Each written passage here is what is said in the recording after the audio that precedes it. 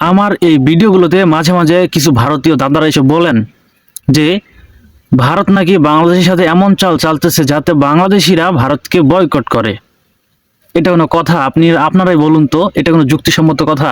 আসসালামু আলাইকুম। বাংলাদেশ নিয়ে ভারতের সেনাপ্রধানের নরম সুর, সাবাস ভারতীয় সেনাপ্রধান।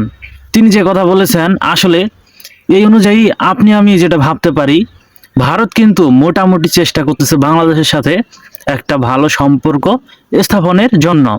ভারত কিন্তু কখনোই কিন্তু এটা চায় না যে বাংলাদেশের সাথে তাদের সম্পর্ক খারাপ হোক, কারণ যদি বাংলাদেশের সাথে তাদের সম্পর্ক যদি খারাপ হয় তাহলে কিন্তু বিরাট একটা সমস্যা হয়ে দাঁড়াবে ভারতের জন্য। আর এতে কিন্তু একদম বাংলাদেশ কিন্তু ভারত থেকে হাতছাড়া হয়ে যাবে।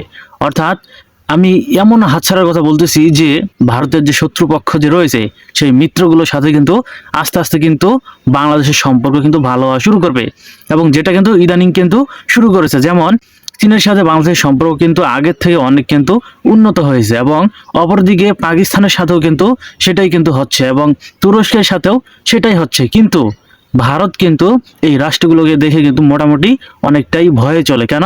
কারণ এই রাষ্ট্রগুলোর সাথে কখনোই ভারতের তেমন ভালো সম্পর্ক নেই। অবশেষে ভারতীয় সেনাপ্রধান যেটা বলেছে যে যে কোনো ধরনের ভুল বোঝাবুঝি এড়াতে ভারত ও বাংলাদেশের সামরিক বাহিনীর মধ্যে একাধিক যোগাযোগের চ্যানেল খোলা রয়েছে বলে জানিয়েছেন ভারতের সেনাপ্রধান জেনারেল উপেন্দ্র দ্বিবেদী। এবং নয়াদিল্লিতে সেনাবাহিনীর বার্ষিক সংবাদ সম্মেলনে এই কথা বলেন তিনি। অর্থাৎ তিনার এই কথার সাথে আপনারা যেটা ভাবতে পারেন যে অবশ্যই ভারত বাংলাদেশের সাথে সম্পর্ক স্বাভাবিক করার জন্য এক পায়ের উপর দাঁড়িয়ে রয়েছে। কিন্তু আপনি যেটা বলতে পারেন যে বাংলাদেশের অন্তর্বর্তী সরকার থাকা পর্যন্ত আমারও মনে হয় না যে ভারতের সাথে সম্পর্কগুলো আবারও স্বাভাবিক পর্যায়ে আসবে। কিন্তু আমার এই ভিডিওগুলোতে মাঝে মাঝে কিছু ভারতীয় দাদারা এসে বলেন যে ভারত নাকি বাংলাদেশের সাথে এমন চাল চালতেছে যাতে বাংলাদেশিরা ভারতকে বয়কট করে। এটা কোনো কথা? আপনারাই বলুন তো, এটা কোনো যুক্তিসম্মত কথা?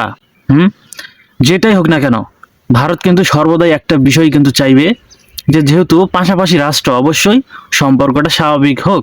এবং এর আগে কিন্তু আমি একটা ভিডিওতে বলেছিলাম যে বিএনপির চেয়ারপারসন খালেদা জিয়া তিনি যখন মারা গেলেন তখন কিন্তু সেইখানে সরাসরি এসেছিলেন কে? ভারত থেকে ভারতের পররাষ্ট্রমন্ত্রী জয়শঙ্কর। তার কি এখানে আসা কি উচিত ছিল? যদি তাদের এরকমই মন মানসিকতা থাকতো যে বাংলাদেশকে আর প্রয়োজন নেই, তাহলে তারা তাদের এত গুরুত্বপূর্ণ লোক পররাষ্ট্রমন্ত্রীকে বাংলাদেশে কেন পাঠালো? তারা তো চাইলে পারতো যে বাংলাদেশে ছোটখাটো কেউ যাক, ভারতীয় একটা ওরকম ছোটখাটো লোক যাক না। কিন্তু সেখানে সম্পর্ক স্থাপনের জন্য অবশ্যই তিনি নিজেই আসছেন পররাষ্ট্রমন্ত্রী, এবং আসার পরে অনেক কিন্তু কথা বলেছেন। যেমন বিএনপির সাথেও কিন্তু তিনি কিন্তু কথা বলেছেন, এবং বিভিন্ন কূটনৈতিক চ্যানেলেও কিন্তু ভারতের সাথে কিন্তু যোগাযোগ হচ্ছে দুই দেশের স্থাপন মানে সম্পর্কটা আবারও স্বাভাবিক হওয়ার জন্য। কিন্তু কিছু ভারতীয় দাদারা বলেন যে আসলে বাংলাদেশের সাথে কখনোই ভারত সম্পর্ক স্থাপন করবে না। এটা একদমই আপনাদের ভুল ধারণা।